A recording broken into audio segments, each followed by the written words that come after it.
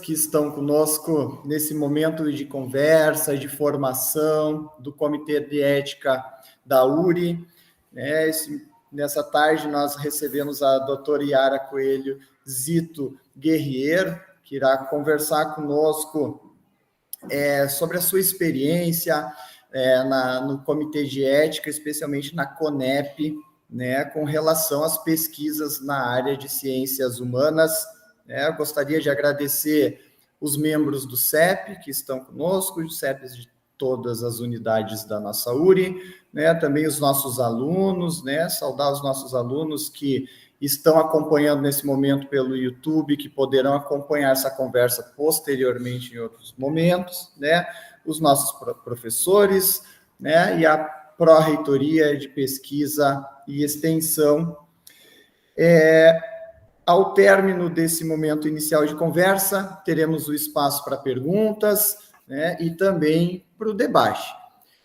Bom, a doutora Yara Coelho Zito Guerriero, então, ela possui graduação em Psicologia pela USP, mestrado em Psicologia pela PUC de São Paulo e doutorado em Saúde Pública pela USP. Durante o pós-doutorado, conduziu uma pesquisa sobre a revisão ética das pesquisas qualitativas em saúde na St. Thomas University, no Canadá. Foi membro titular da Comissão Nacional de Ética em Pesquisa, CONEP, nos mandatos de 2003 a 2007, 2012 a 2015, 2016 a 2019. Coordenou a instância de Ciências Humanas e Sociais da CONEP desde o início dos trabalhos em dezembro de 2016 até setembro de 2018. Coordenou o GT Ciências Sociais e Humanas da CONEP durante todo o período de existência, de agosto de 2013 a agosto de 2016. Tem experiência na área de saúde coletiva, com ênfase em ética e pesquisa, atuando principalmente nos seguintes temas: ética em pesquisa com seres humanos, bioética, AIDS, pesquisa qualitativa e pesquisa em serviços de saúde. Doutora Yara, mais uma vez, muito obrigado por disponibilizar o seu tempo para conversar conosco e compartilhar o seu conhecimento, a sua experiência nas questões éticas, especialmente em pesquisas nas ciências humanas. Bem-vinda à URI e a palavra é sua. Bom, boa tarde, professor Jean, boa tarde a todos. Eu agradeço o convite, é uma oportunidade, é muita alegria estar aqui com vocês. O trabalho dos comitês de ética é de grande responsabilidade e não é um trabalho fácil, porque não é simples a gente aplicar princípios gerais, mesmo às vezes procedimentos que estão nas nossas diretrizes, a cada caso concreto, porque cada projeto de pesquisa é e tem os seus próprios desafios, né? Então, eu agradeço muito o convite e vou, então, começar a apresentação, tá, gente?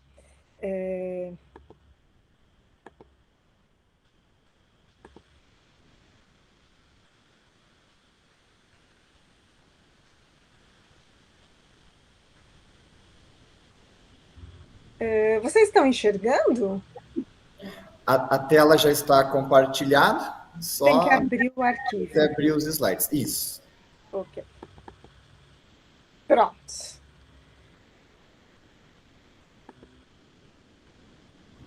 Agora sim, está excelente.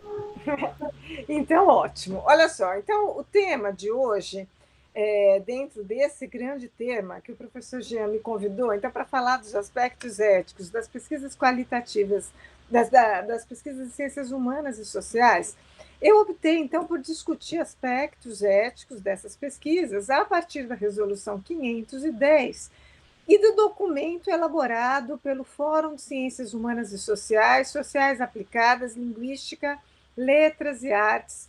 Então, essa é a sigla, uma sigla longa. É importante, então, a gente começar, eu acho que vocês talvez tenham acompanhado um pouco desse debate, ou até pelos meus textos, eu escrevo sobre isso, o quanto as diretrizes brasileiras sobre ética e pesquisa foram baseadas numa determinada maneira de pensar a ciência, de conduzir as pesquisas, muito fundamentada na área biomédica, até pelos abusos que a gente teve, né, nessas áreas. Vários são muito famosos, Só que aí no Brasil, no Brasil e, na verdade, em vários outros países do mundo, isso sem nenhuma justificativa passa a valer para qualquer pesquisa com ser humano. E aí a gente tem uma série de desafios e problemas. Esse fórum que eu acabei de me referir, ele foi composto exatamente com essa preocupação de ética em pesquisa. Hoje reúne 51 associações de humanas e sociais das áreas mais diversas, inclui psicologia, antropologia, sociologia, história, geografia. São 51, gente. É muita. A serviço social, é uma diversidade enorme, né? E eles, então, produziram um documento sobre ética nas pesquisas em humanas e sociais para essa área do conhecimento especificamente. Então, o que eu fiz aqui, o que eu vou apresentar é uma comparação desses dois documentos, tendo como foco a questão dos princípios em que cada um trabalhou. Eu já vou alertar que uma das pessoas que estava nesse grupo de trabalho do fórum também participou conosco no grupo de trabalho que a Conep instituiu e que elaborou a nossa 510. Então, essas coincidências, elas não são casuais. Além de ter uma mesma pessoa envolvida na elaboração dos dois documentos, também, é claro, a 510 está aí desde 2016, disponível para consulta para quem quiser ler. Né? E o documento do fórum informa que a 510 foi um dos documentos base para a elaboração do documento deles. Né? Então, a 510, é isso que a gente já falou, foi elaborada por um grupo de trabalho em humanas e sociais, esse grupo formado pela Conep, o financiamento para os nossos encontros, que na época eram presenciais, a gente trabalhou de 2013 a 2016, era do Ministério da Saúde, especificamente do Departamento de Ciência e Tecnologia, e insumos estratégicos, e contou, então, com a participação de 18 associações nacionais de humanas e sociais, e dessas 18, praticamente todas estão hoje no fórum. Né? E ela foi aprovada, então, pelo Conselho Nacional de Saúde em 2016. Por sua vez, as diretrizes para a ética na pesquisa e integridade científica, que foi o documento elaborado pelo Fórum, ele foi elaborado pelo grupo de ética desse fórum, né, que congrega 51 associações, como eu já falei, e a gente pode observar, isso aqui são algumas considerações preliminares importantes, né? Ciências humanas e sociais aplicadas, linguística, letras e artes, inclui pesquisas qualitativas e quantitativas. Eu estou fazendo essa explicitação para que a gente não confunda, né? Como às vezes, e eu mesma às vezes faço isso, né? Nos meus textos, discuto só pesquisa qualitativa. Às vezes as pessoas imaginam que então a gente está falando só das quali. Não. Né? Tanto a 510 quanto o documento do Fórum se referem a pesquisas qualitativas, quantitativas, ou mesmo uma articulação entre essas diferentes metodologias. Né? Há uma grande diversidade teórico-metodológica, né? Há como base uma importância muito grande ao respeito à liberdade, à autonomia e à dignidade humana, e a gente pode... Eu tenho textos sobre isso também, a gente pode falar isso mais no debate, né? Mas é muito importante que a gente tenha diretrizes específicas para as práticas investigativas de cada área, né? Porque elas têm questões que são muito próprias e são diferentes. E como o trabalho é todo diferente, as questões éticas envolvidas também são diversas. Né? Bom, aqui eu peguei alguns considerandos, tenho mais, mas assim, para a gente poder conversar num período de tempo mais curto, eu quis fazer uma apresentação mais curta para a gente ter tempo de conversar, de debater, tá, gente? Então eu vou passar um pouco rapidamente, mas eu queria pegar, assim, alguns pontos que são muito importantes. Olha, a 510, ela começa dizendo assim: considerando que a ética é uma construção humana, portanto histórica, social e cultural. Né? Então, essa ideia de buscar uma questão, uma definição de ética universal e que resultasse, então, em diretrizes de ética e pesquisa que fossem únicas para qualquer área do conhecimento, ela fica muito questionada quando a gente considera dessa maneira, que ética é uma construção humana, é histórica, é social, é cultural, ela é marcada, ela não flutua no ar, acima de todas as diferenças. Ela não, ela está aqui entre nós, que é construída por nós. Considerando que as ciências humanas e sociais têm especificidades nas suas concepções e práticas de pesquisa, na medida em que nelas prevalece uma acepção pluralista de ciência. É a primeira vez que nos documentos do Conselho Nacional de Saúde sobre ética em pesquisa aparece claramente essa afirmação, né? Que há uma acepção pluralista de ciência. Ciência não pode ser definida de uma maneira só, porque essa definição varia de diferentes comunidades científicas, né? Da qual decorre a adoção de múltiplas perspectivas teórico-metodológicas, né? E observe que essas múltiplas perspectivas teórico-metodológicas, elas estão presentes dentro das ciências humanas. Eu não preciso nem comparar com outra área, né? Se eu pegar só a psicologia, não vou nem pensar nas 51 entidades que estão hoje no fórum, vou falar da psicologia. Até a minha formação, né? Sou psicóloga. Dentro da psicologia, se você pegar pessoal que trabalha com psicologia cognitiva, psicanálise, psicologia social e o pessoal que trabalha com testes, essas pessoas têm maneiras muito diferentes de entender o que é ciência, de como se dá a produção de ciência e a sua validação, né? Então, isso é uma coisa importante da gente perceber, porque as questões éticas vão junto com todas essas questões, né? Eu vou continuar para o próximo, considerando que a relação pesquisador-participante se constrói continuamente no processo de pesquisa, novamente, algo que é um processo de pesquisa, que não é estático, né?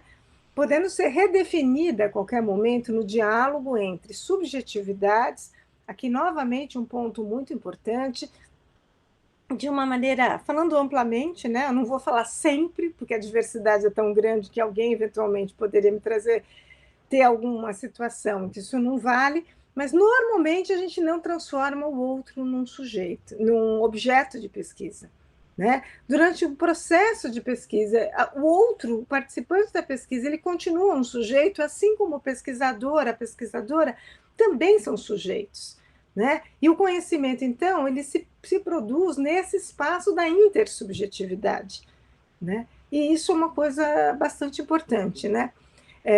A questão da reflexividade é um conceito importante para quem faz pesquisa qualitativa, falando de uma maneira assim muito rápida, justamente porque a pessoa do pesquisador, da pesquisadora é parte do campo da pesquisa, cabe a esse pesquisador observar a si mesmo. Então, a partir de que lugar eu falo? Como é que eu entro nesse campo de pesquisa?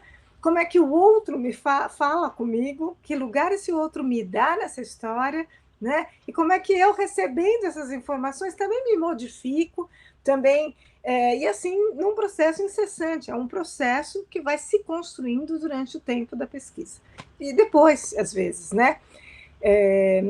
Um outro considerando importante, né? Os documentos, aqui é a referência explícita, então, a Declaração Universal de Direitos Humanos, um documento fundamental para todas as diretrizes de ética em pesquisa, e, no nosso caso, citamos também a Declaração Interamericana de Direitos e Deveres Humanos, de 48 também, né? E aqui um último considerando que eu quis trazer, porque ele ressalta a importância da produção científica implicar em benefícios atuais ou potenciais para o ser humano, para a comunidade na qual está inserido e para a sociedade, possibilitando a promoção de qualidade digna de vida a partir do respeito dos direitos civis, sociais, culturais e a um meio ambiente ecologicamente equilibrado. Gente, tudo isso aqui é cópia da 510, tá? O que eu fiz foi uma seleção. Aqui são os princípios éticos anunciados aqui no artigo 3 da 500 também, da 510. Também vocês têm isso exatamente escrito na 510, tá? Então, o primeiro é o reconhecimento da liberdade e autonomia de todos os envolvidos no processo da pesquisa, inclusive a liberdade científica e acadêmica. Veja que importante aqui que a própria 510 também, que eu me lembre, pela primeira vez nos textos nas nossas normas, né, aprovadas pelo Conselho Nacional de Saúde sobre essa temática, que se reconhece a liberdade científica e acadêmica, que está garantido na legislação brasileira, né? 2, defesa dos direitos humanos e recusa do arbítrio e do autoritarismo nas relações que envolvem os processos de pesquisa. 3, respeito aos valores culturais, sociais, morais e religiosos, bem como aos hábitos e costumes dos participantes das pesquisas. Garantia, empenho na ampliação e consolidação da democracia por meio da socialização da produção do conhecimento resultante da pesquisa, inclusive em formato acessível ao grupo ou à população que foi pesquisada. Aqui a gente está falando além da publicação científica, que todos nós temos esse compromisso por ofício, né? Que a gente tenha sempre uma preocupação de apresentar os resultados para aquela população que trabalhou com a gente naquele projeto, seja gestores, seja as pessoas em si diretamente, encontrando a melhor maneira para que elas possam ter acesso ao conhecimento produzido, para saber se elas concordam com as nossas análises, né? E para poder se beneficiar, então, da conclusão a qual nós chegamos na nossa pesquisa a partir da análise dos dados que eles nos deram, né? E esse, então, é um compromisso ético importante. Recusa de todas as formas de preconceito, incentivando o respeito à diversidade, a participação de indivíduos e grupos vulneráveis e discriminados e as diferenças dos processos de pesquisa. 6, garantia de assentimento ou consentimento dos participantes das pesquisas esclarecidas sobre o seu sentido e implicações. 7, garantia da confidencialidade das informações, da privacidade dos participantes e da proteção da sua identidade, inclusive do uso de sua imagem e voz. 8, garantia da não utilização por parte do pesquisador das informações obtidas em pesquisa em prejuízo dos seus participantes. 9, compromisso de todos os envolvidos na pesquisa de não criar, manter ou ampliar as situações de risco ou vulnerabilidade para indivíduos e coletividades, nem acentuar o estigma, o preconceito ou a discriminação. E 10, só um minutinho, por favor. Compromisso de propiciar assistência a eventuais danos materiais e imateriais decorrentes da participação na pesquisa, conforme o caso e sempre enquanto necessário. Isso é a nossa 510, gente. No documento do Fórum, por sua vez, aqui nós temos uma primeira observação importante. Eles ampliam o escopo, né, em relação a 510, porque eles vão tratar de diretrizes para a ética na pesquisa e a integridade científica, né? E vão definir a integridade científica, aqui eles estão, isso aqui é um recorte e cola do documento, ali na página 5, a ideia principal de integridade com a qual trabalhamos consiste na construção coletiva da ciência, de forma transparente, responsável, rigorosa e honesta, e diz respeito àquilo que é feito para contribuir com um conhecimento científico coletivo acumulado, objetivando dessa forma a qualidade dos resultados. Então, esse é um ponto importante a gente observar, essa ampliação, né? E aqui eles colocam como, então, seus princípios orientadores. A, o respeito à dignidade, à liberdade e à autonomia, exatamente o que a gente tem na 510. B, o respeito à diversidade cultural, social, moral e religiosa, étnico, racial e gênero dos participantes da pesquisa. A responsabilidade na condução e execução da pesquisa. A independência e autonomia na realização da pesquisa, expressos, por exemplo, na escolha de procedimentos metodológicos, na elaboração das hipóteses, na proposição das conclusões. Vocês veem que está indo tudo muito em linha com a 510, né? E o compromisso com a integridade acadêmica e a honestidade intelectual, manifestos, por exemplo, na apresentação evidente de conflitos de interesses. F, a imparcialidade na condução da pesquisa e na avaliação de trabalhos científicos de colegas. G, o diálogo permanente. H, o combate aos preconceitos e às discriminações. I, a justa divulgação dos resultados das pesquisas. E J, a transparência e a prestação de contas. Me parece, assim, que esses dois documentos caminham numa mesma direção. Aqui eu vou salientar algumas diferenças importantes entre eles, mas em termos de elaboração e da situação, de onde vêm esses documentos e qual o seu poder, vamos dizer, a sua importância, né? Bom, a 510 é uma resolução aprovada pelo Conselho Nacional de Saúde. Esse documento do Fórum é um documento que foi elaborado pelo grupo de trabalho de ética em pesquisa desse fórum. Eles elaboraram esse documento e colocaram em consulta pública pelo próprio fórum, tá, gente? Isso aqui não está passando por dentro do Conselho Nacional de Saúde. Até porque a proposta, dada essa diversidade, essa dificuldade de diálogo, essa impossibilidade de conseguir fazer algo que faça sentido para todas as áreas juntas, a proposta é que se tenha um sistema para humanas e sociais, desvinculado do Ministério da Saúde, né? É importante que isso fique muito claro, né? Quem elaborou a 510 foi o nosso GT, como eu falei no início, que incluiu 18 associações CHS e que trabalhava dentro da CONEP, né? Onde havia, e ainda há, uma hegemonia biomédica. E buscava, por sua vez, isso é uma coisa que eu não falei ainda, mas ela é bem importante, contemplar todos os aspectos tratados na 466. Né? Por quê? Porque nós tínhamos três membros no nosso GT da área jurídica, e eles falaram o seguinte: primeiro, sendo duas resoluções aprovadas pelo Conselho Nacional de Saúde, elas têm o mesmo status.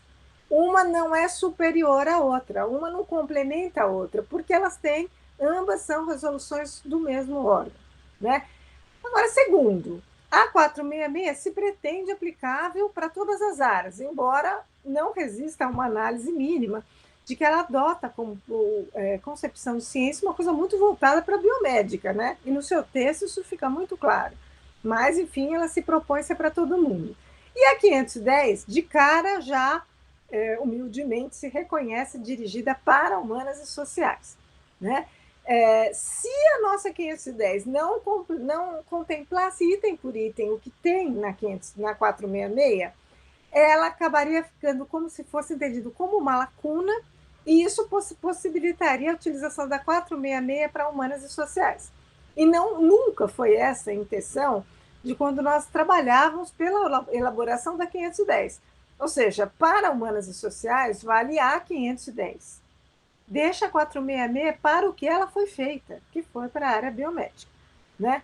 Essa que é a ideia inicial, embora, lamentavelmente, na prática, eu tenho... o professor Jean falou que vocês até discutiram um artigo meu, onde eu fiz uma análise de como é que a CONEP está orientando os CEPs a utilizar a 510. E aí a gente vê uma série de inconsistências, inclusive orientar que use 466 junto com 510, tem sentido isso, né? Bom, uma outra diferença... então, por outro lado, o documento do Fórum foi elaborado para e por pesquisadores das humanas e sociais, tá? O que coloca uma situação muito diferente. Eles tiveram, não por acaso, eles ampliaram o escopo, porque eles conseguiram... eles não tinham que ficar explicando por que é diferente, digamos assim, já que a gente trabalhava nesse ambiente biomédico, onde isso sempre ficava questionado, essa questão. Lá não, é óbvio que é diferente. Então, vamos cuidar do nosso problema, né? E aí se amplia o escopo, o documento está muito bem escrito, inclusive, né? A 510, isso não está escrito na 510, mas todos os documentos com o qual a CONEP trabalha, ele foca muito a relação pesquisador e participante, né? O documento do fórum, ele amplia, porque ele vai tratar de integridade científica. Então, eu sugiro para todo mundo que leia esse documento também, né? E que inclui a relação pesquisador e participante de pesquisa, mas vai além, né? Fala, inclusive, de coautoria, de artigo, prestação financeira, eles tratam a questão da integridade científica, né? A 510, justamente porque ela tinha que contemplar tudo que a 466 contemplava, ele estabelece procedimentos. O que eu falei com vocês até agora, eu falei de princípios, né? Agora, quando eu pego e falo assim, olha, o respeito à autonomia do outro, isso é um princípio, tá certo? Quando eu digo assim, baseado no princípio do respeito à autonomia, toda pesquisa tem que ter a 510 não usa o a palavra termo de consentimento, a gente falou, se refere a registro de consentimento. Esse registro pode ser gravado, escrito, filmado, da melhor maneira que atender as características dos participantes e a condição daquela pesquisa, né? Quando eu estou falando tudo isso, quer dizer, eu estou falando aqui, mas isso está escrito na 510, a gente está estabelecendo procedimentos, né? O fórum, por sua vez, não estabelece nenhum procedimento, né? Eu li algumas vezes o documento e eu penso que eles realmente ficam no âmbito dos princípios, né? E por que eles fazem isso?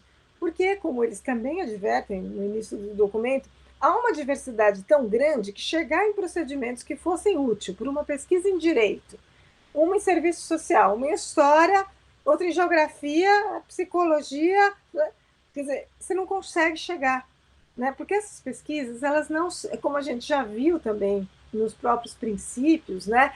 Elas são processos que vão se desenrolando naquela comunidade em estudo, com aquelas pessoas em estudo, naquele contexto, né? Elas não são projetos que têm um modelo. Quando você pega meus anos de Conep, eu vi muito projeto de pesquisa clínica. Eles têm um padrão. Então, o objetivo do estudo é esse, eu vou fazer assim, ó, o diagnóstico tem que ser feito, tem que ser pessoas com tais características, e aí a gente vai dar o remédio X em comparação com o placebo, em comparação com outro remédio. É sempre muito parecido, né? As pesquisas em humanas e sociais não são assim, até porque há uma diversidade teórico-metodológica imensa, com implicações, né, em todo o processo da pesquisa, né? Então, eu falei tudo isso e vou concluir aqui com uma singela sugestão, né, que quem está querendo aprimorar a análise, né, os comitês de ética que querem aprimorar a análise dos aspectos éticos dos projetos em humanas e sociais, possa, então, considerar a 510 e esse documento do fórum. Eu acho que valeria a pena fazer esse exercício, sabe? Considerando isso no contexto de cada pesquisa e, então, identificando adequadamente para aquele projeto de pesquisa, naquele contexto, quais são os cuidados éticos que são efetivamente necessários, né? Trabalhar no diálogo com os pesquisadores, né? E, ao fazer parecer, fazer sempre referência apenas a 510, porque a gente está dentro do sistema CEP-CONEP, cujas diretrizes são as aprovadas pelo Conselho. Então, se você fizer um parecer e se identificar mais com a linguagem do documento do fórum, né, e utilizar o que fala o documento do fórum, isso não terá validade dentro do sistema CEP-CONEP, tá? Só por isso. Eu acho que assim, eram essas as palavras iniciais, assim, que eu queria compartilhar com vocês, e agora eu queria, então, ouvi-los e, enfim, participar do nosso debate. Mais uma vez, obrigada pelo convite, professor Jean. Muito obrigado, professora Yara, pela sua explanação. E enquanto você ia falando, nós também conversávamos aqui sobre algumas dúvidas que já surgiam ou foram retomadas aqui durante a sua fala, né? E eu logo destaquei, assim, o pessoal já comentou, essa questão da pluralidade científica, né? Essa ciência sem uma definição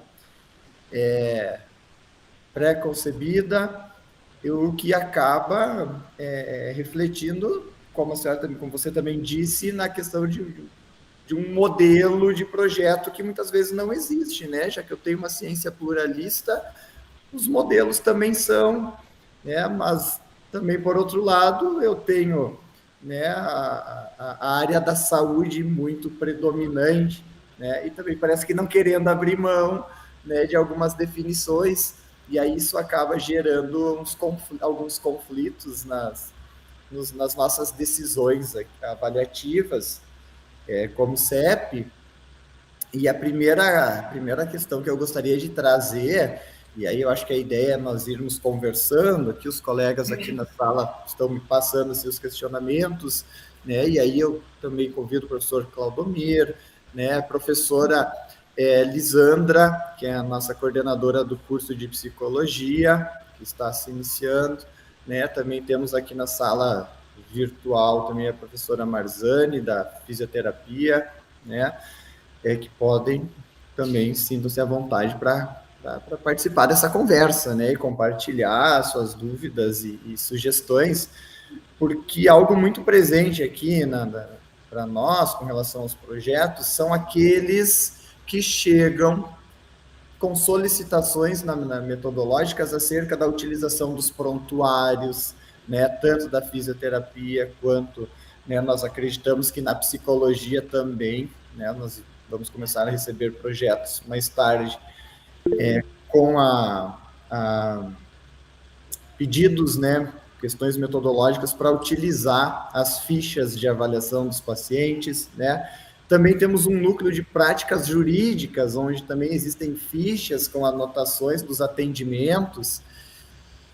E aí esse debate sempre é longo nos nossos encontros, assim, né? Nós já tentamos resolver isso de algumas maneiras, né? Temos também a questão da Lei Geral de Proteção de Dados, né? Como que você poderia, como que você vê uma possível solução ou uma maneira de facilitarmos o trâmite desses projetos, sem faltar com a ética, sem nos amarrarmos em algumas diretrizes da área da saúde, para que possamos desenvolver as pesquisas utilizando esses prontuários, essas fichas dos núcleos de atendimento também, das práticas jurídicas. Uhum. Olha, o que a gente já discutiu muito, né? No fim, foram 12 anos de CONEP presenciais, assim, e em 4 anos que eu fiquei afastada no meio disso, eu trabalhei à distância, eles me mandavam projetos, enfim. Mas essa questão de prontuários e esse documento que aí eu conheço bem menos, né? Não tenho essa intimidade do núcleo de práticas jurídicas, eu tenho a impressão que os dois caem numa mesma situação, mais ou menos, né? Alguma situação parecida, que seria, são documentos, o prontuário que eu conheço, eu posso garantir, né? Eles são de propriedade da pessoa, né? Sob guarda e responsabilidade da instituição. Então, vamos pegar a clínica psicológica, vamos dizer, da URI, né? Não sei se já existe, se está em montagem, mas enfim, esses prontuários, eles seriam da pessoa que procurou a clínica, sob cuidado e responsabilidade de armazenamento, de proteção de privacidade da URI, da clínica da URI, né? E como é que a gente faz? O ideal idealmente, seria pedir para essas pessoas se elas consentem que a gente use esse material para pesquisas.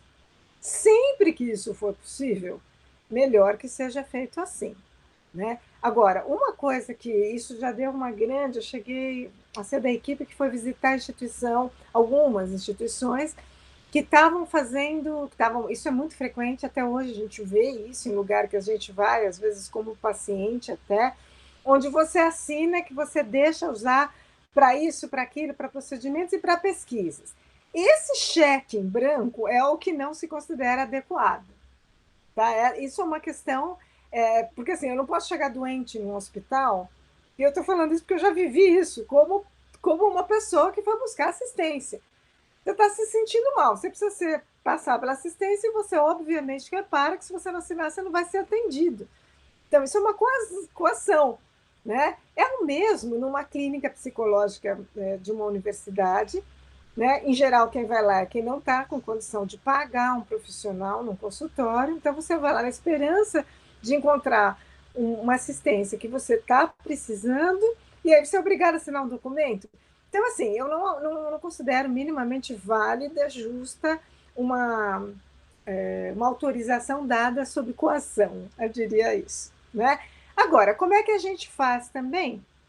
Então, primeiro, eu diria, seria muito interessante ter o consentimento dessas pessoas, né? Então, um exemplo claro, vamos pegar numa clínica psicológica, eu não sei em que momento você falou que a clínica a psicologia na URI está começando, talvez não tenha clínica montada ainda, mas eu vou falar então das instituições que têm clínicas, né, montadas.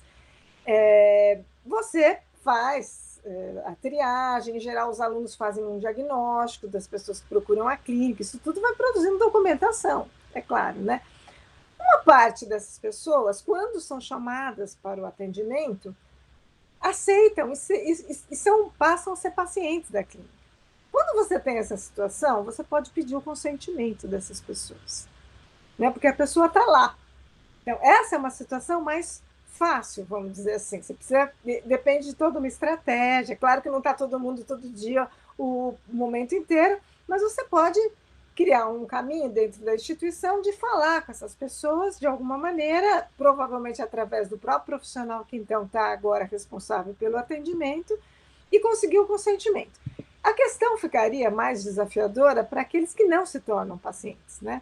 Então, eles passam na instituição, fazem um psicodiagnóstico, e aí os documentos ficam lá, e é um material rico para pesquisa. Como é que a gente faz, né? As nossas normas de ética em pesquisa prevêem que o pesquisador, a pesquisadora, ao dar a entrada no comitê de ética, pode solicitar a não utilização de registro. Eu vou me referir o tempo inteiro a registro de consentimento, porque nós estamos aqui falando de humanas e sociais, tá bom?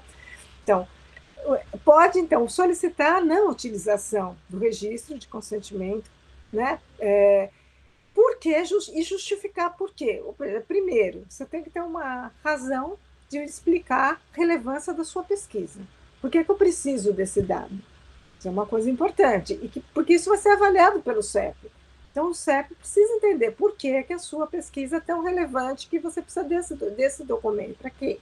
Né? Segundo, o meu compromisso de manter o anonimato, ou seja, não é só um nome, né? É um nome, mas é também o endereço, é alguma característica, né? Então, você vai... eu trabalhei muitos anos na Secretaria de Saúde de São Paulo, né? Então, assim, quando a gente começou há muitos anos atrás a trabalhar com geoprocessamento, e de repente você descobre que às vezes você está trabalhando assim, olha, tem um caso de AIDS, um senhor de 80 anos que mora em tal lugar. Quantos homens de 80 anos têm morando numa rua sem saída naquela região da cidade?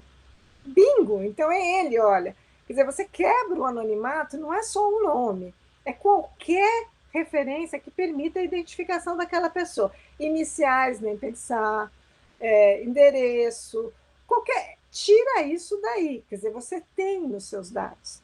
O que você está fazendo nesse momento é pedir ao Comitê de Ética que, mediante o seu compromisso de utilização desse material para uma pesquisa relevante, né, o seu compromisso de manutenção do anonimato dos donos daqueles documentos, né, que você vai usar dessa maneira. Isso o Comitê de Ética consente. E por que é impossível? Nesse caso é impossível porque ele não virou paciente, porque as pessoas mudam de casa, porque os contatos podem mudar e você não tem como contatar aquela pessoa. Seria uma linha de justificativa, assim, que o CEP vai apreciar, vai verificar se isso faz sentido, né? E se é, então, o caso de liberar. Ok, a gente assume que, nesse caso, você pode fazer essa pesquisa sem ter o consentimento individual, né?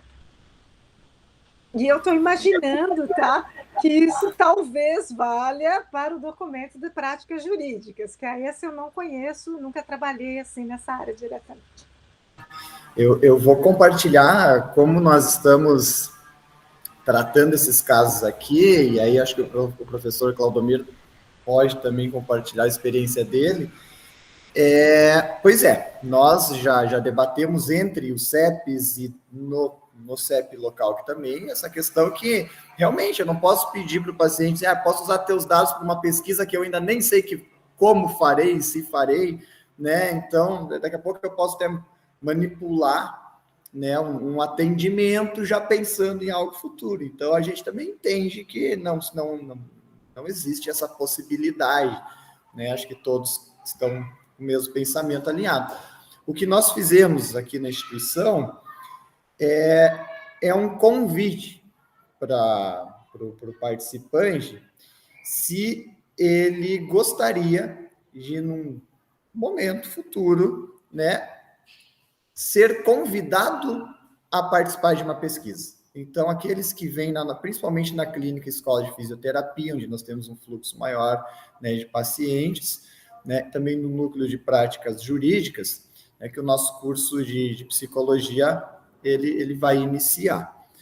Então, que nós, quando o paciente vem procurar o atendimento, nós perguntamos a ele, então, se ele gostaria de, num momento futuro, vir a participar de uma pesquisa que venha a ser desenvolvida na universidade.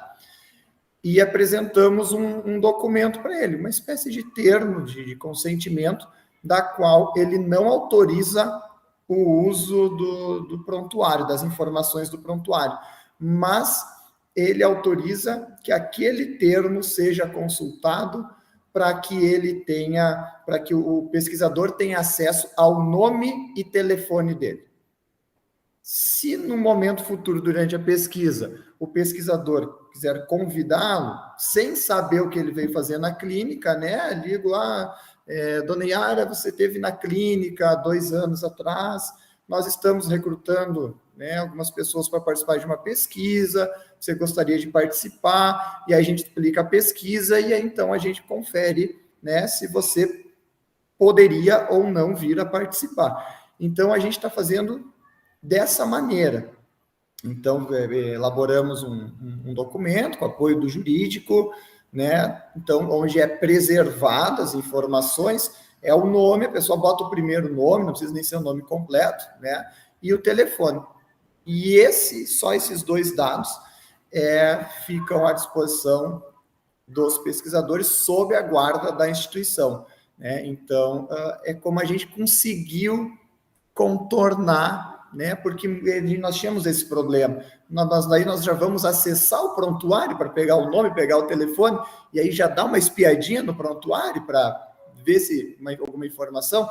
Então, nós entendemos que não. Então, elaboramos esse documento dessa forma. Então, depois você liga para o paciente, explica a pesquisa, se ele se encaixar nos critérios de inclusão, então ele assina um termo de consentimento, enfim. Né? E na época conversamos também, trocamos ideia entre os CEPs, acho que o professor Claudomir, não sei se tem algum exemplo, uma situação, enfim, que gostaria de comentar, mas a minha pergunta era, o que você, Yara, acha dessa tomada de decisão do nosso CEP, assim, considerando a sua experiência junto à CONEP? Eu pensei que o professor Claudomir fosse falar. Oi, prof, tudo bem? O professor Jean não abriu o microfone antes.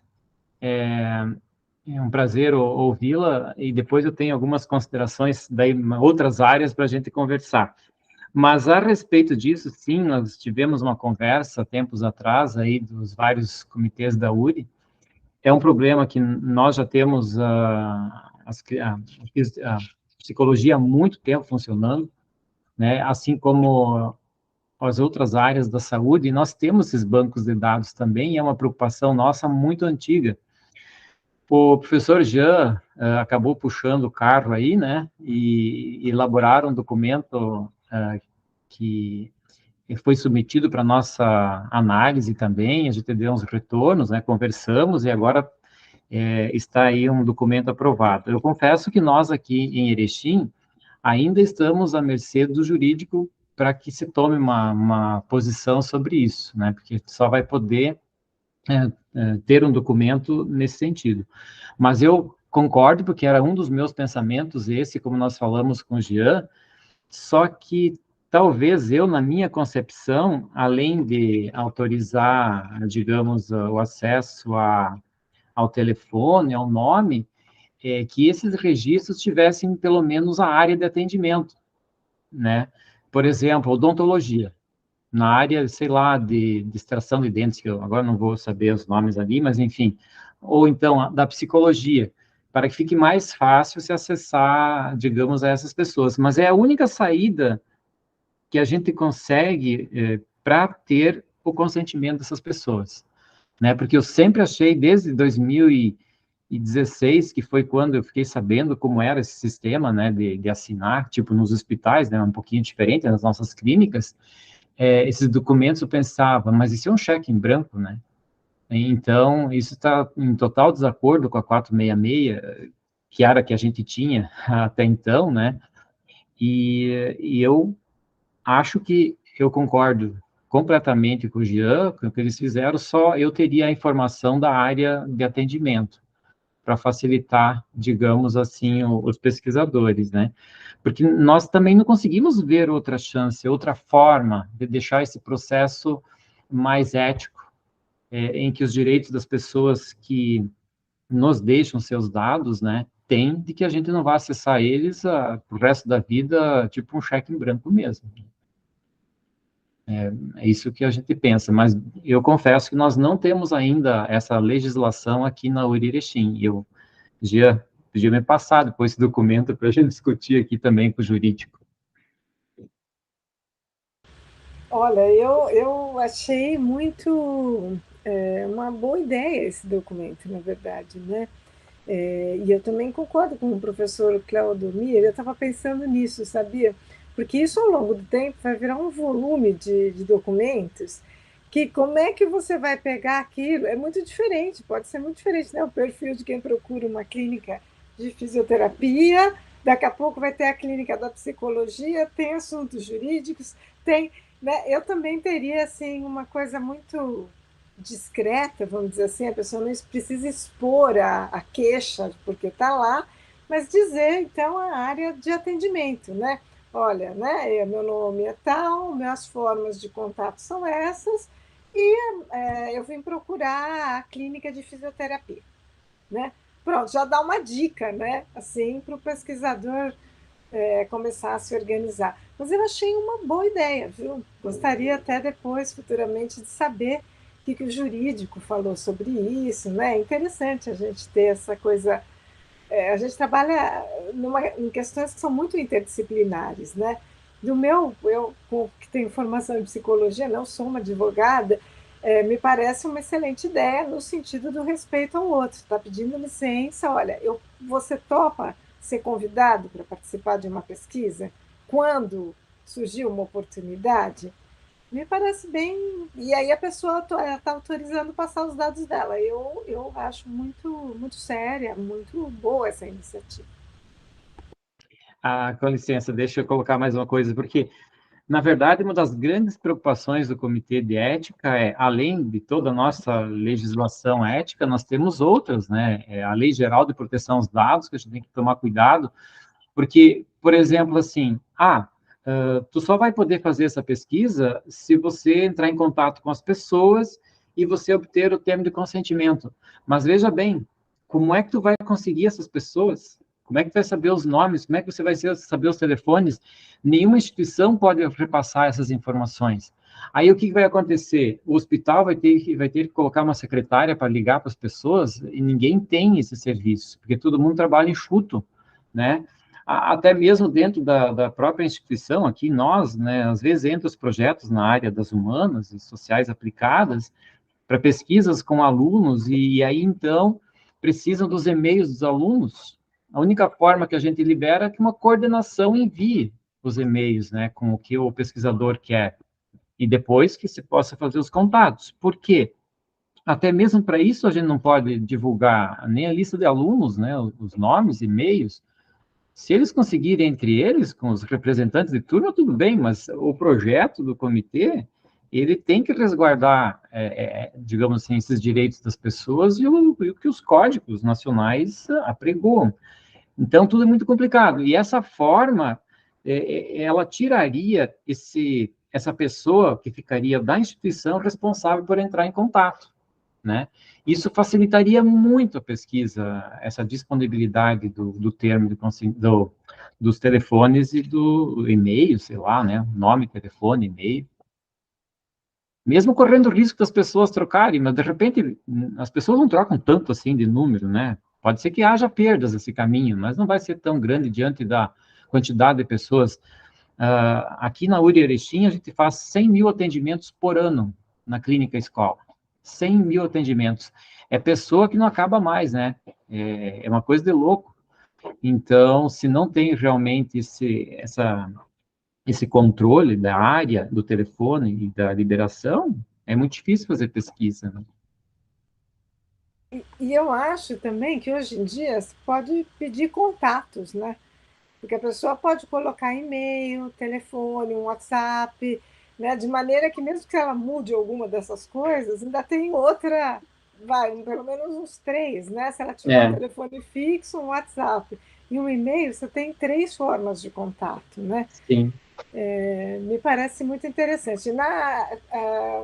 Quando eu coordenava o Comitê de Ética da Secretaria Municipal de Saúde, essa questão do recrutamento, o que a gente acabava, ainda mais quando você vai ter mesmo contato com as pessoas, no projeto de pesquisa isso já está previsto, não é uma análise de prontuário, né, que esse recrutamento fosse feito nas unidades de saúde. Então, assim, eu quero entrevistar grávidas, quero entrevistar, sei lá, né? Então, sei lá, olha, tais horários, as unidades básicas, em geral, têm dias específicos para grávida, ou horários, enfim, cada um se organiza de uma determinada maneira. E, de repente, uma vez aprovado pelo Comitê de Ética, essa equipe de pesquisa poderia, por exemplo, ficar na sala de espera. E aí pega cada mulher. Agora, é claro que isso implica um trabalho muito maior para a equipe de pesquisa do que se ela tiver acesso a essas fichas onde a pessoa já pré-autorizou que se informe nome, as formas de contato, e eu gostei da ideia do local, pelo menos, da área de atendimento na instituição, né? Para a gente já ter uma dica. Assim. Eu acho que vai ter pesquisa que vai poder. As pesquisas vão ser as mais diversas sempre, né? Vai ter pesquisa que pode ser qualquer pessoa, vai cortar só por idade, só por sexo, enfim, mas vai ter outras que são mais específicas e que saber a área de atendimento vai fazer muita diferença, né? Muito bem, já estamos aprimorando aqui os trabalhos, né? E agora eu perguntava aqui para a professora da fisioterapia que está aqui conosco, que é membro do CEP, estamos fechando 14 anos já do curso de fisioterapia e durante muito tempo, então, nós geramos dados, digamos assim, que não podem ser utilizados a menos que a gente encontre os pacientes, mas acho que então agora nós estamos achando uma maneira de facilitar esse trâmite. Mas tem uma outra questão também que o pessoal está dizendo, não esquece de perguntar aqui para a gente trocar uma ideia. Sobre as ações de extensão, que também foi uma situação que num outro momento nós já debatemos entre os CEPs, que desenvolvemos atividades, muitas vezes atividades didáticas de sala de aula, e que vai para a comunidade, e depois se tornam projetos de extensão, e chega numa altura que tem um montante de dados que eu vejo como uma excelente oportunidade para pesquisa. E aí os professores trazem as questões para o CEP do tipo, mas eu vou fazer um projeto retroativo? Não tem como é que eu vou fazer? Perdi esses dados? Poxa vida, e aí, né? Como é que a gente pode contornar essa situação, né? Porque é óbvio que se eu fizer um projeto, sair levantando novamente os dados, aqueles que eu já tenho, eles são muito tentadores, né? Então, como é que você vê essa questão, então, da extensão no momento que passa a virar pesquisa? Então, a gente discutiu, eu fiquei membro da CONEP, participando de todas as reuniões até o final de 2019. Até mais precisamente, a última reunião que eu fui presencialmente foi em novembro de 2019. Portanto, foi logo antes da pandemia, né?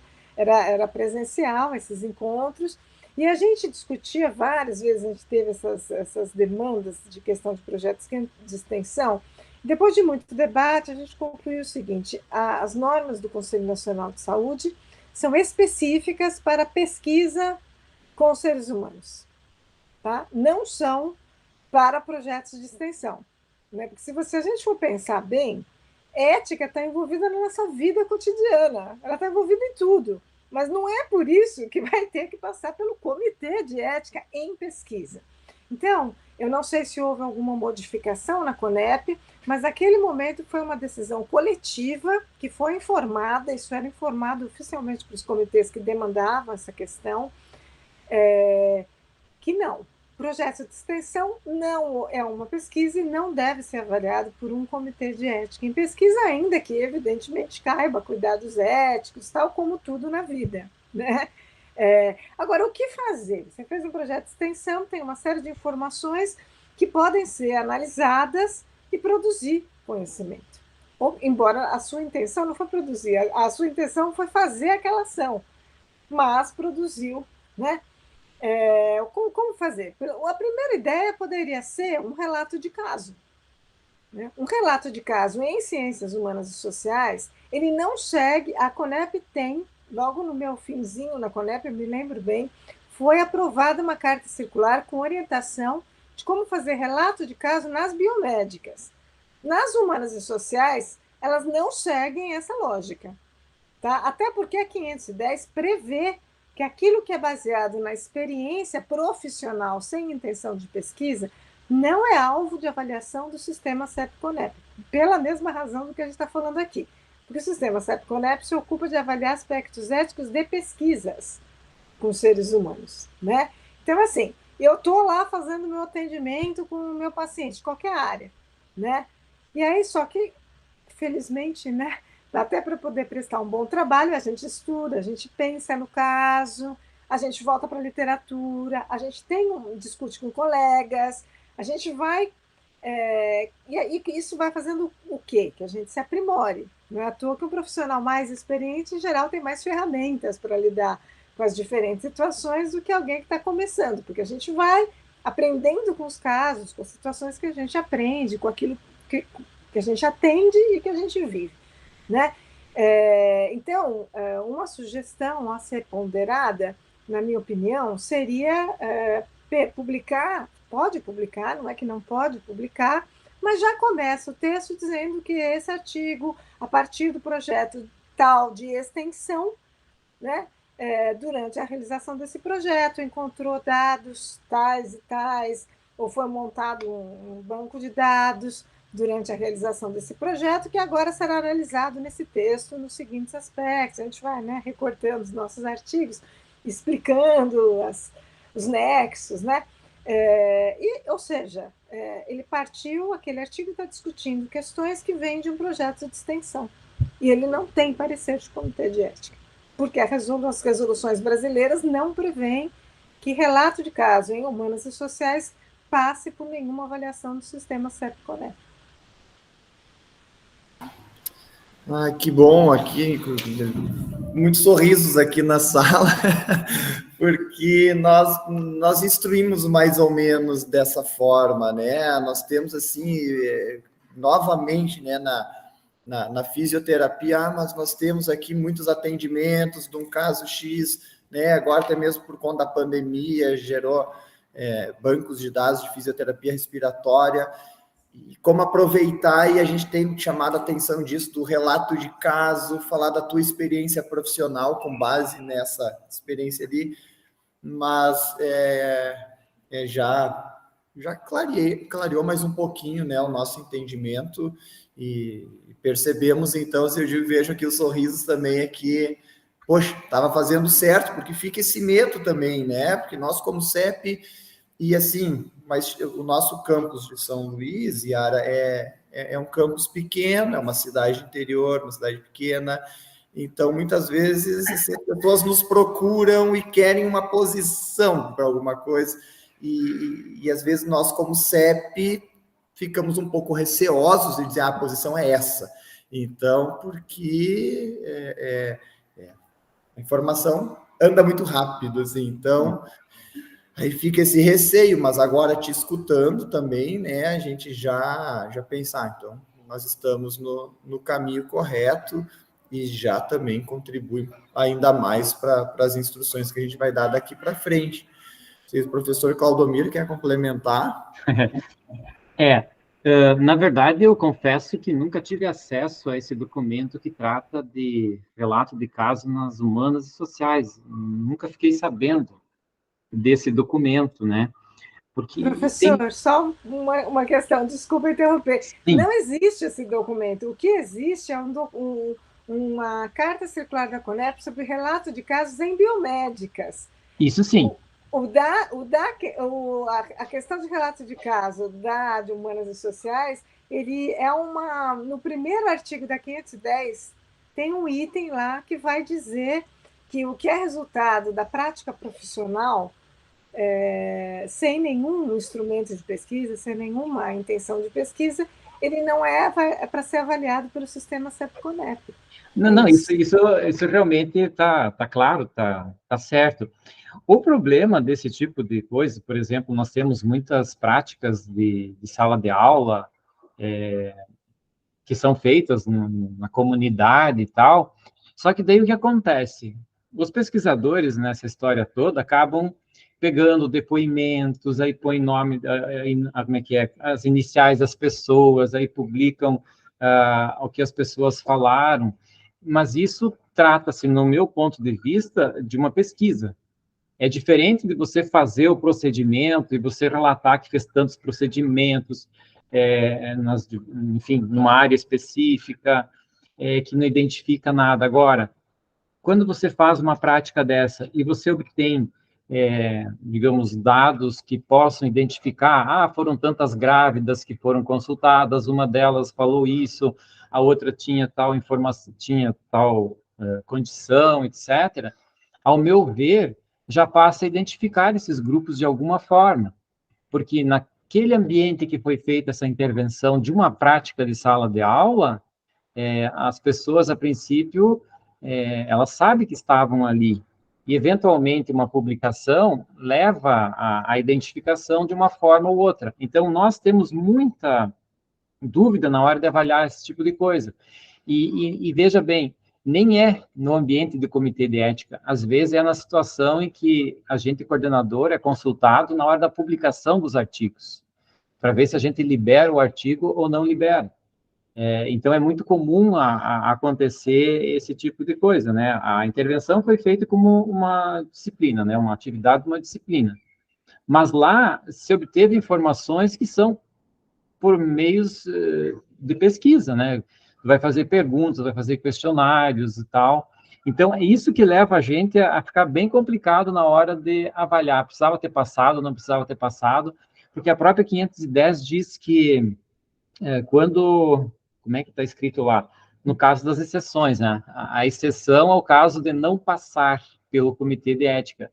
Então, quando se pretende fazer uma pesquisa a partir dos dados de uma extensão, de um estágio, tem que passar pelo comitê. Daí a gente fica sempre preocupado. Tem que passar? Não tem que passar? Libera o artigo? Não libera o artigo? Né? Então, a gente tem essa preocupação quando tem que avaliar esses artigos, né? E já teve casos que a gente pediu para retirar nomes iniciais das pessoas para relato de experiência, né? Porque, como relato de experiência, a princípio, eu não sou da área, tá? A minha área é das exatas, e então a gente tem uma certa dificuldade, às vezes, apesar de no comitê a gente ter muitas pessoas que são das humanas e das sociais e tal, mas sempre uma preocupação. nessa hora que chegam os artigos.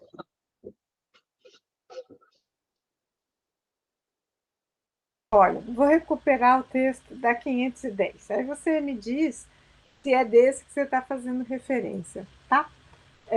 No artigo, então, primeiro, lá no item inciso 8, atividade realizada com intuito exclusivamente de educação, ensino ou treinamento, sem finalidade de pesquisa científica, de alunos de graduação, de curso técnico ou de profissionais em especialização. Parágrafo 1º. Não se enquadram no inciso antecedente os trabalhos de conclusão de curso, monografias e similares, ou seja, esses devem passar nos comitês de ética, né? Parágrafo 2º. Caso, durante o planejamento ou a execução da atividade de educação, ensino ou treinamento, surja a intenção de incorporação dos resultados dessas atividades em um projeto de pesquisa, dever-se-á de forma obrigatória apresentar o protocolo de pesquisa ao sistema CEP-CONEP. Então, na verdade, assim, aqui um exemplo bom que eu sempre dou é assim: imagine uma professora, como eu mesma fui por muitos e muitos anos, de metodologia de pesquisa qualitativa, né? E aí você ensina, você discute, a gente dá texto para ler, a gente trabalha com os alunos como fazer isso, e eventualmente a gente pode até dizer, olha, vamos fazer o seguinte agora cada um, durante essa semana, faz uma pequena entrevista com alguém. Qualquer pessoa. Não pega alguém muito próximo de você, mas pode ser do seu convívio, não é o seu melhor amigo, mas pode ser alguém da sua classe, por exemplo, do seu ambiente de trabalho, e faça uma entrevista de 10 minutos. E você me traz aqui, nós vamos discutir isso, né? Nós vamos discutir aqui na classe na próxima aula. Ok, veja, isso não tem nenhuma finalidade de pesquisa, inclusive não tem critério de inclusão, não tem objetivo, não tem roteiro prévio, né? Agora, eu, como professora, que vou receber isso de 30 alunos, eu posso começar a olhar para isso e começar a pensar, em geral a gente faz isso, né? A gente começa a pensar, nos convida a pensar, e eventualmente pode querer escrever sobre isso, né? Eu posso escrever alguma coisa sobre isso, mas depois eu posso chegar à conclusão que esse material é tão rico para que eu prepare, eu e eventualmente outros professores de metodologia qualitativa também poderiam se beneficiar dessa experiência, que eu vou sistematizar o que chega. Então, aí nesse momento, seria interessante eu escrever um projeto de pesquisa. Até porque o meu próprio trabalho ficaria melhor se eu tiver mais... Se eu me detiver um tempo pensando assim, olha, o que eu vou observar nisso? Como é que eu vou analisar isso? Beleza, então eu escrevo um projeto e a partir dessa aprovação pelo CEP, eu muito provavelmente vou começar a criar um instrumento mais organizadinho para todos os alunos preencherem os mesmos campos, né? Deixar em aberto só o texto da entrevista em si, mas né? para eu poder trabalhar com isso, né? Então, eu acho que a ideia é essa. Então, se a pessoa realmente fez uma entrevista... Agora, essa questão de divulgar nomes é preciso, em qualquer caso, é o que a gente estava falando, né, gente? A ética vale para todas as relações. Não é porque não precisa passar no comitê de ética que, então, não precisa se preocupar com nada. É claro que precisa. Então, se a gente vai citar o nome de alguém, mesmo que seja um relato de experiência que não passou pelo CEP, essa pessoa tem que saber, ela tem que ter concordado. A 510 é muito explícita, inclusive, né? Quando passa, a pessoa tem que saber, ela tem que autorizar, tem que dizer se ela quer ser identificada e como ela quer ser identificada, ou se ela não quer ser identificada. Se em nenhum lugar ninguém vai saber que eu participei disso, né? E é lógico que a gente, em geral, quer ser identificado em algo que a gente se sente parte, a gente ajudou a construir aquela escola. Então, você vem falar comigo porque eu fui a primeira diretora da escola ou a primeira professora, e é claro que eu quero meu nome lá, porque eu me orgulho da minha história de vida, é o meu trabalho, né? E é óbvio, se a gente for para a área da saúde, né, que uma pesquisa que identifique pessoas doentes disso ou daquilo, as pessoas não querem ser identificadas, eu não quero que você fale de mim porque eu estou com uma doença. né? Então, mas isso é muito individual e precisa ser respeitado. Então, isso é um ponto, sem dúvida, que a gente tem que observar. Agora, esse limite, porque veja, quando eu estou lá trabalhando com a gente, meu objetivo é ensinar o aluno a fazer entrevistas, por exemplo, num curso de metodologia qualitativa. Então, a gente discute toda uma série de questões até você chegar em técnicas de entrevista. Meu objetivo é esse, eu não tenho outro objetivo, né? Aí eu não tenho nem projeto, você percebe que eu não tenho nem como entrar num comitê de ética. Eu vou mandar o quê? O meu plano de aulas? Não tenho o que mandar. Né? A hora que eu mudo, aí é que quando eu for fazer o meu projeto de pesquisa, então esse projeto tem que ir. Seria essa a ideia e eu acho, de novo, assim, esses projetos de extensão, eles são desafios, né? Mas eu acho que a gente, pelo menos no sistema CEP-CONEP, quando eu estava lá, depois de muitos vai e voltas e muitas opiniões, a gente concluiu, olha, vamos manter a nossa função específica, que é o que está nas nossas normas, que é ética na pesquisa com seres humanos. Né? E o resto pode ser publicado como relato de caso. Agora, lembrando também que uma ansiedade grande que a gente tem quando a gente está num comitê de ética é assim, a minha responsabilidade sobre isso. Né? Nós temos, claro, né, a nossa responsabilidade. A partir do momento que a gente aprova um projeto de pesquisa, a gente se torna corresponsável por ele. Né? Então, vamos lembrar que, como a gente não aprova projetos de extensão, nós não somos corresponsáveis por ele. Né? E aí a gente pode fazer o quê? A gente pode trabalhar nas nossas instituições para que as pessoas tenham essa reflexão ética. Né?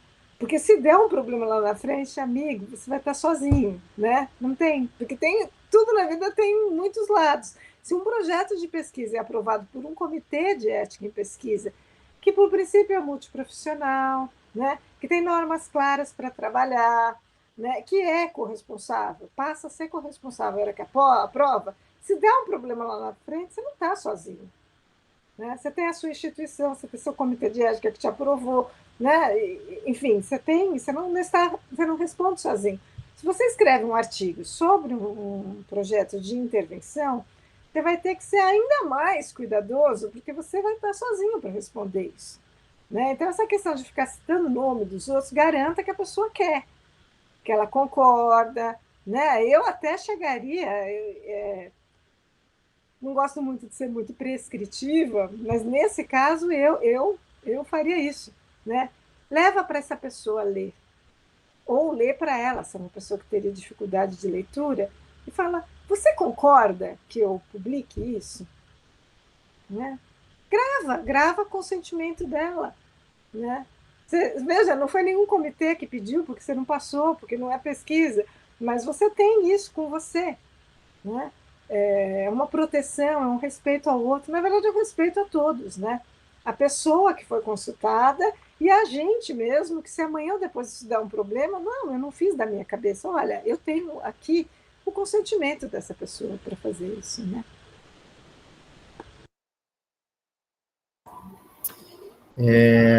Yara, nós temos mais uma pergunta aqui, uma última aqui que o pessoal me encaminhou, porque, inclusive, eu estava pontuando umas questões sobre pesquisa de opinião, né? E eu até estou aqui ó, com um artigo teu impresso, que eu fiz uma anotação justamente que eu queria te perguntar. Que tem um trecho aqui do teu artigo sobre ética nas pesquisas em ciências humanas e sociais, entre a norma e a sua aplicação, né, que você fala sobre a pesquisa de opinião e traz um ponto que nós já debatemos muito aqui também, que muitas vezes, quando a pessoa relata a preferência, a avaliação dela frente a alguma coisa, por exemplo, assim, no ambiente escolar, né, ou aqui, né, no campus da universidade, a partir dessa avaliação, dessa opinião, a gente chega a descobrir, pode descobrir quem é a pessoa, né? Então, esse anonimato não é assegurado, né? Então, a gente pode descobrir. Mas, porém, às vezes tem uma outra coisa que às vezes eu fico com medo, assim, de ser muito, muito chato, na verdade. Né? Por exemplo, assim, pegar agora durante a pandemia uma situação que aconteceu, A pesquisa era realmente assim sobre a opinião das pessoas com relação ao uso da máscara, ao distanciamento social. Você acha importante essa medida? Você acha importante aquela outra? Tudo assim, realmente, opinião. Mas, dentre essas perguntas, tinha uma pergunta que era informação, que era o gênero, né? Então, queria ver como que as mulheres enxergavam aquelas questões e como os homens. Naquele momento, quando aquela pesquisa é desenvolvida em todo o município, eu não sei quem são aquelas mulheres e aqueles homens, ou seria muito mais difícil de se saber uma mulher específica, por exemplo, embora o debate também não era sobre uma mulher ou um homem específico, era um grupo de mulheres, um grupo de homens, mas no questionário tinha uma pergunta, então, que não é opinião, que é informação. E aí tem que obrigatoriamente passar no CEP, ou se não passar, gerou uma pendência, digamos assim, né? Enquanto que uma outra pesquisa só de opinião, numa população menor, uma amostra menor, eu vou, logicamente, poder descobrir um ou outro participante, talvez, né? Então, como é que você vê isso, né? No fato de ter ali entre 3, 4 perguntas, uma pergunta relacionada a uma informação descaracteriza totalmente, tem que passar obrigatoriamente no CEP, porque vou dizer qual foi o que aconteceu, né? Nós tivemos duas situações, uma que passou pelo CEP e outra que não. E era bem parecido assim a questão. E a que não, depois, num momento lá de publicações, num periódico trancou. E aí, justamente, o pesquisador usou como justificativa. Não, mas eu tenho essa uma pergunta, que é a informação, exatamente, homem ou mulher, e no montante de outras 4, 5 perguntas, puramente de opinião, na cidade toda eu não tenho como, a menor chance, né, de descobrir, o anonimato está garantido. Porém, não foi aceito, depois isso veio até o comitê, e nós, na época, nós falávamos, olha, se tem uma pergunta, até hoje, quando perguntam para mim, minha opinião particular, se tem uma pergunta que é informação, deu, não é mais opinião, é informação. Mesmo que essa pergunta seja o gênero, o sexo, enfim, para garantir futuramente a publicação sem nenhum problema aí de um entendimento diferente de um outro avaliador. O que você poderia nos falar sobre isso? Pois é. A gente discutiu isso muito no GT, quando a gente escreveu a 510, tanto é que a gente pôs aqui no artigo 2, inciso 15º, não, inciso 19º, não, 14, gente, desculpa, 14º. Pesquisa de opinião, isso aqui é termos e definições da 510, tá? Pesquisa de opinião pública. Consulta verbal ou escrita de caráter pontual, realizada por meio de metodologia específica, através da qual o participante é convidado a expressar a sua preferência, a avaliação ou o sentido que atribui a temas, atuação de pessoas e organizações, ou a produtos e serviços sem a possibilidade de identificação do participante. Então, o exemplo que a gente trabalhava muito naquela época era uma pesquisa eleitoral, né? Aí você imagina, eu moro em São Paulo. Mas você chegar no centro de São Paulo, que é lotado de gente passando para todo lado, assim, né? E você perguntar, boa tarde, a senhora vai votar em quem? Qual é a sua faixa etária? Obrigada.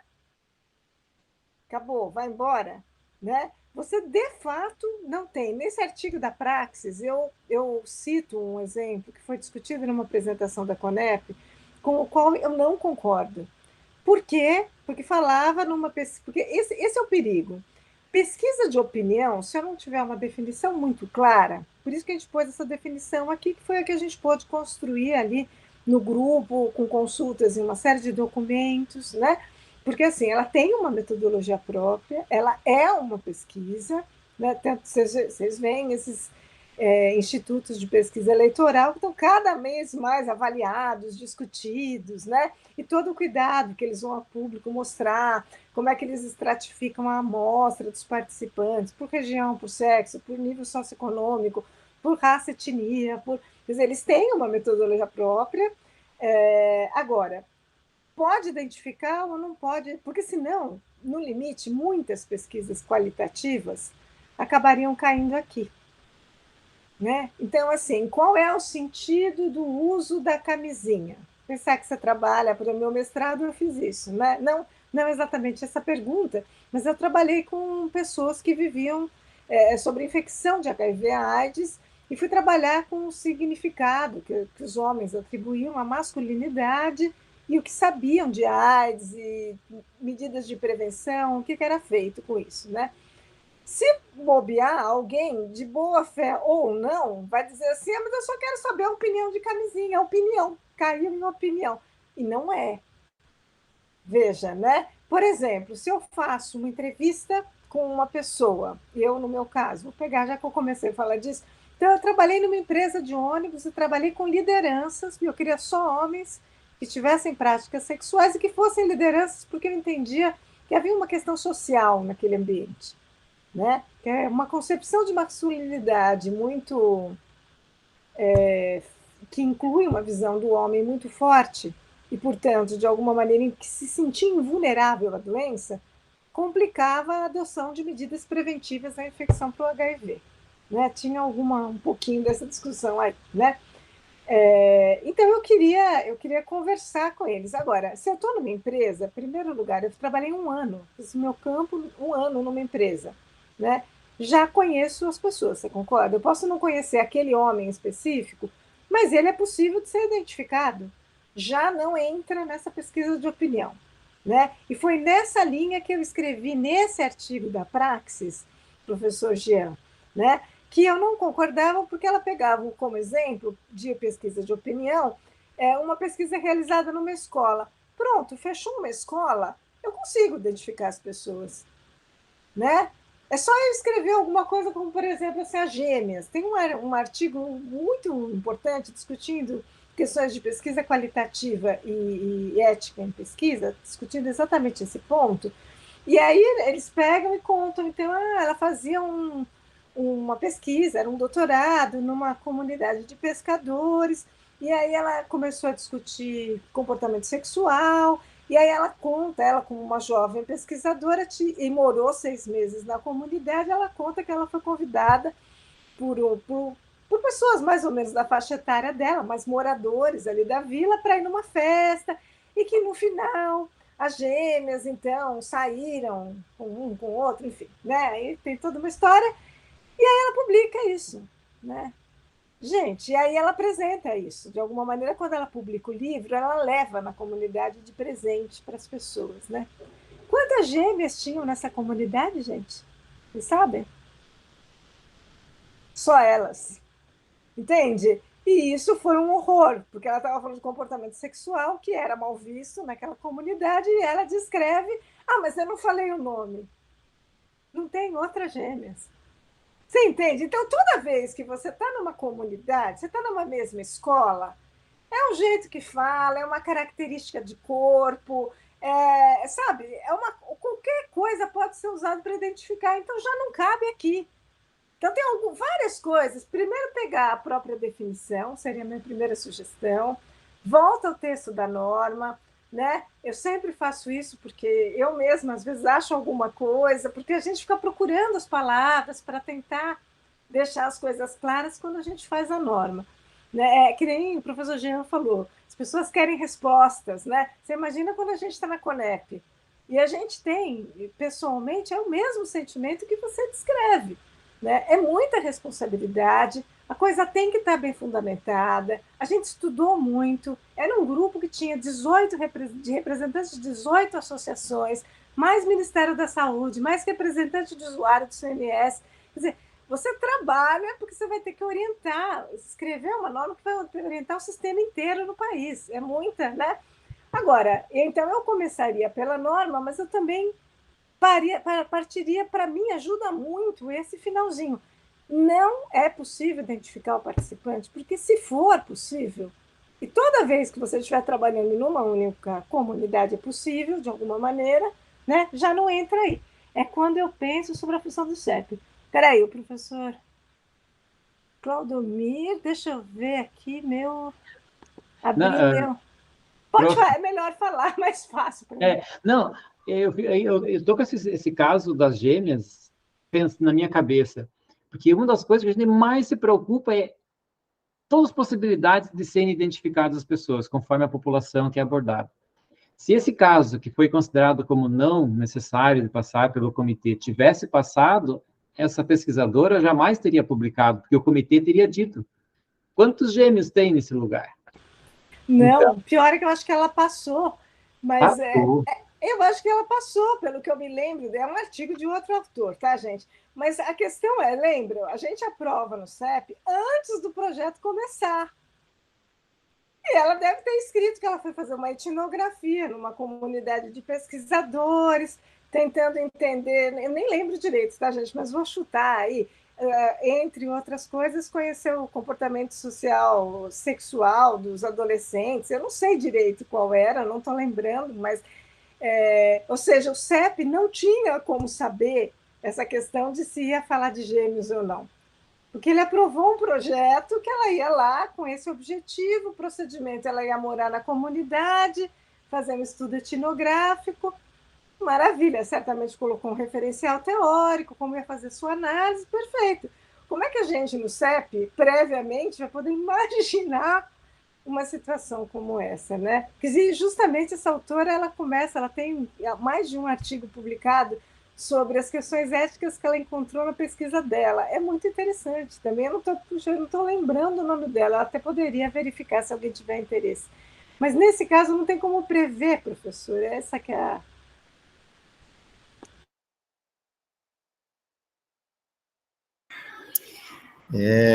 Professor Claudomir, tem alguma pergunta a mais? Algum comentário? Sim. Prof, desculpa, mas a minha ignorância sobre a questão desses novos estudos sobre as ciências sociais e humanas, né, o desejo antigo da separação dessa área da CONEP, digamos assim, da parte da saúde, eu sei que nós recebemos, eu estou olhando aqui nós recebemos um convite para olhar a carta consulta, né, que tem, né, eu ainda, confesso, não tive tempo, mas eu quero fazer isso, devo fazer isso, né, também por uma questão. Só que assim, eu estou aqui pensando, como eu não li nada sobre o assunto ainda, fico medo até de falar. Mas a questão, assim, existe, então, a intenção de que se separe a avaliação das humanas e sociais da avaliação das biomédicas? Só para mim entender?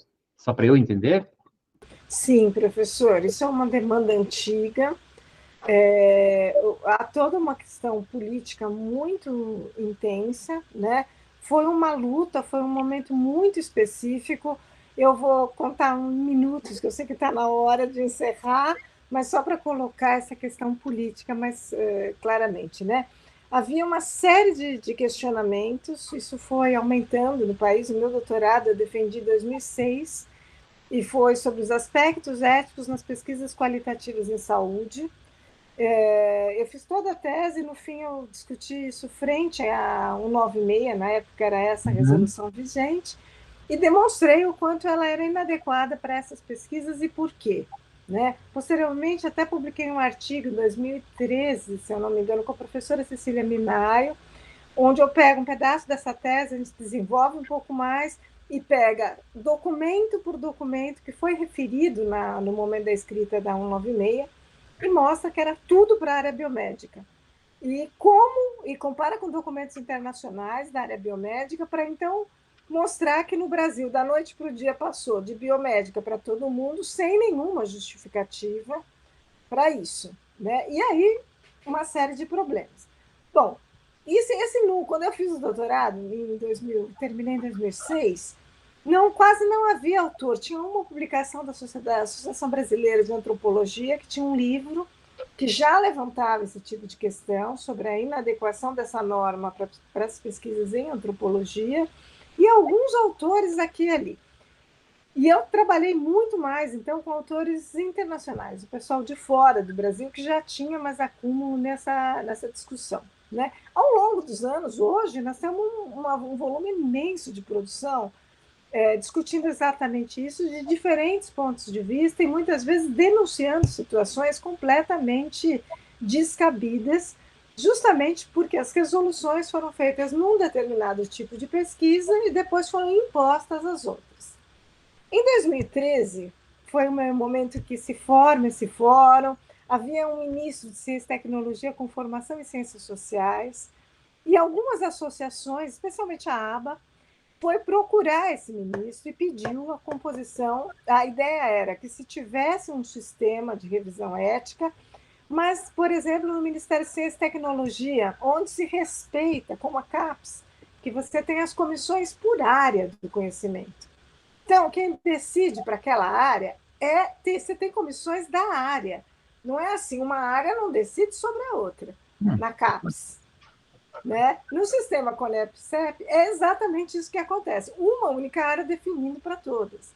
E aí eles vão lá pedir. E nesse processo, a primeira conversa, o ministro recebeu pessoalmente esses representantes, se comprometeu a encaminhar essa situação, marcou uma próxima reunião para ver os encaminhamentos disso. Na segunda reunião, ele já não recebeu mais o grupo, um assessor recebeu essas entidades e informou, então, que o Ministério da Saúde já tinha esse trabalho e que se comprometeu a aprimorar isso e que podia ficar lá. Ou seja, já desagradou as associações que já estavam desagradadas, mas enfim. Aí o que acontece na CONEP, paralelo a isso, tinha acabado de entrar um novo coordenador, que era o Jorge Venâncio, né? Entrou naquela época, e eu acho que ele já entrou percebendo a situação. Ele falou: bom, vamos montar um grupo de humanas e sociais para pensar, então, normas específicas, porque lá na finalização da 466 isso já estava previsto, né? Que a gente teria que escrever normas específicas para humanas e sociais. E aí convida as associações e a gente começa a trabalhar junto. Né? E aí foram 3 anos intensos de trabalho, pessoalmente, em Brasília, a cada 15 dias. A maior parte do tempo se reuniu a cada 15 dias para trabalhar. Foi muita dedicação de todo mundo ali. Né? E aí sempre no embate com as biomédicas. Era uma coisa impressionante como a CONEP ela não tinha um respeito, sabe? Ela não dizia assim: esta área do conhecimento que está trabalhando aqui com todos os representantes está encaminhando assim. Muito bem, então, né? Que bom. Na mesma época, a gente tinha o GT preparando a resolução de acreditação e o outro preparando a resolução do SUS. Quando esses GTs se encontravam, era uma pressão para que a gente mudasse o nosso trabalho para se formatar ao que eles estavam fazendo. Né? Bom, foi tenso, a gente tinha feito toda uma parte de classificação de risco, que o coordenador obrigou a retirada, senão ele não ia enviar para o Conselho Nacional de Saúde e colocar em consulta pública. Então, teve uma história, tem alguns artigos que eu relato essas dificuldades, né? E, bom, a 510 foi aprovada e até hoje as entidades que participaram se consideram e são coautores da 510. Maravilhoso. O que a CONEP faz? Fecha esse grupo de trabalho em seguida, não permite participação na atual resolução que trata de tipificação de pesquisa, né? A plataforma Brasil nunca foi modificada. Nós fizemos incansavelmente, eu mesma, na coordenação da instância, nós fizemos pelo menos uns 2 ou 3 relatórios, item por item da plataforma, tudo o que precisa mudar, ela não foi mudada.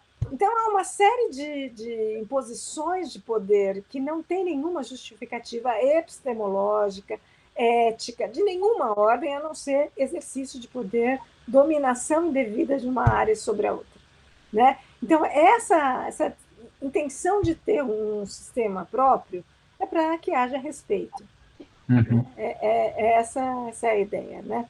Acho que deu, eu não vou me alongar mais, é uma história longa, persistente, que vem lá de 1996, enfim. Mas é assim, professor Não, Claudemir. eu concordo totalmente com tudo do ponto de vista aí, não só teu, né, de como todos da área. Eu não sou da área, mas também não sou das biomédicas, né? Como eu falei, eu sou das exatas, então as minhas pesquisas estariam mais realmente na 510 do que... Mas agora, do ponto de vista prático, né, porque como a minha área é assim, né, das exatas, eu já estou pensando lá na frente. Em havendo uma cisão desse tipo, hoje, a 466 e 510, elas andam juntas, mas separadas, né? Porque, aliás, é uma dificuldade nossa fazer os pesquisadores separarem as duas, né? Mas a Conep, em uma das formações que eu assisti, a palestrante foi muito clara: você não pode usar as duas, é uma ou outra, porque são coisas diferentes. No caso de haver as duas áreas no mesmo projeto, aí predomina a 466, sempre ficou claro isso para a gente, né? A minha preocupação, por exemplo, é num projeto da medicina em que ela é biomédica em algum momento, porque vai ter toda aquela questão, de repente, de coleta de sangue, ou uma cirurgia, ou remédios, mas também tem aquele viés da entrevista, do questionário. Eu já estou pensando como é que nós, os comitês de ética, vamos fazer essas avaliações, mas tudo bem, é uma questão para o futuro, mas eu já estou levantando uma preocupação aqui na minha cabeça, né? Como não li ainda, não fiz essa consulta, né, o material, para mim está muito incipiente ainda essas ideias, mas eu já fico me preocupando como é que vai ser lá na frente. Pois é, é verdade isso, né? Para um sistema ser único, na minha opinião, ele teria que ficar, como foi a apresentação de hoje, focado em princípios, não estabelecer nenhum procedimento, porque um procedimento que vai fazer todo sentido para uma área não faz sentido nenhum, às vezes nem é possível para outra área. Importa. Né? Quer dizer, teria que ficar nesse nível, por exemplo, a defesa da liberdade, do respeito à dignidade, à autonomia. Né? Quando a gente fica nesse nível e vai analisar o projeto, né? Então você tem muito mais, o CEP teria muito mais liberdade para fazer a sua apreciação. Porque aí a minha pergunta ela não passa mais a ser se isso está cumprindo ou não o procedimento previsto na norma. Se a norma não tivesse procedimento, então a minha pergunta seria: esse projeto respeita a autonomia do participante? Vamos dar uma olhadinha aqui. Ele respeita, sabe, assim, exigiria mais dos CEPs, na verdade, Sim. né? Porque eu não teria algo tão mastigadinho, tão explícito. Mas, por outro lado, é mastigadinho, mas engessa. Né? E tem esse histórico de desrespeito. Eu não sei, sinceramente, como é que isso vai caminhar. Vocês viram, eu não participei da elaboração desse segundo documento lá do fórum, mas tenho muito respeito, acho que foi um trabalho muito bem feito. Né? Eu não sei lá na frente como é que isso vai se processar.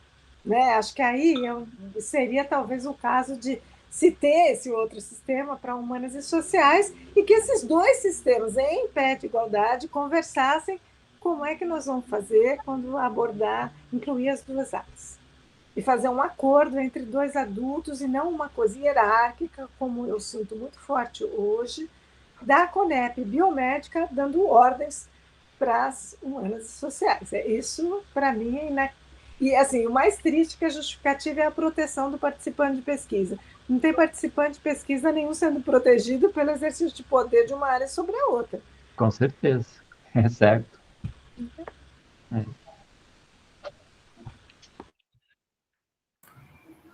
Professor Claudemir? Eu acho que... Então...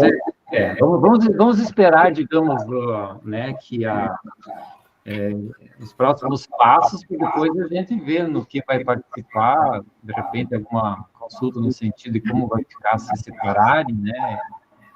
Mas vamos esperar, né? Diz que é só o Peru que morre na véspera, então vamos esperar acontecer. Bom, nós que agradecemos pela participação, por estar conosco. E eu gostaria de agradecer a doutora Yara Guerreiro pela excelente tarde que nos proporcionou, por compartilhar o seu tempo, seu conhecimento conosco, né? Tenho certeza, sim, que todos os colegas que estão aqui na sala estão também manifestando os parabéns, né? E o agradecimento, né? Pela senhora disponibilizar o seu tempo para nós. E foi muito rica essa tarde, né? Para nós, professores, membros do CEP, para nós, professores pesquisadores, né? Para os nossos acadêmicos que também acompanham e irão acompanhar, né, essa fala mais tarde. Então, porque com certeza que os professores já estão comentando que em alguns momentos recomendarão que os acadêmicos assistam essa nossa conversa, para ajudar no entendimento, né? Muitas vezes a gente explica e algumas coisas talvez não ficam bem claras, e assistir essas conversas facilita bastante, além de dar ideias e ajudar eles nos processos de condução, planejamento das suas pesquisas, e depois também como profissionais, né? Então faz parte dessa formação. Então, doutora Yara, muito obrigado, em nome da URI, especialmente da URI São Luís Gonzaga, o Comitê de Ética das URIs, da URI São Luís Gonzaga, né, em especial, que a senhora foi tão solícita conosco, né, tão gentil, e prontamente aceitou o nosso convite, e nós estamos muito gratos por ter tido essa tarde com você. Muito obrigado. Eu também quero agradecer o convite e a oportunidade. Foi uma alegria estar aqui com vocês, e esses debates são sempre instigantes, né? A gente pode recuperar a história, mas certamente não tem a resposta, porque a resposta ela tem que ser algo consensuado, né? Discutido, ponderadas as diferentes possibilidades, consequências, enfim, né? Eu agradeço muito. E fico disponível caso vocês queiram fazer algum outro encontro. Que bom, muito obrigado. E também eu agradeço aqueles que nos acompanharam nessa tarde pelo canal do YouTube e que vão poder também usufruir desse material que vai ficar registrado na página da URI, tá? Logo mais estará disponível, então, para todos que queiram acessá-lo. Bom, então, aos colegas, aqueles que estão aqui na sala conosco, também, né, a Doriane representando a Pró-Reitoria. Então, muito obrigado, eu agradeço a todos e desejo uma ótima tarde, um bom restinho de semana e até logo. Muito obrigado a todos. Obrigado. Tchau, boa tarde.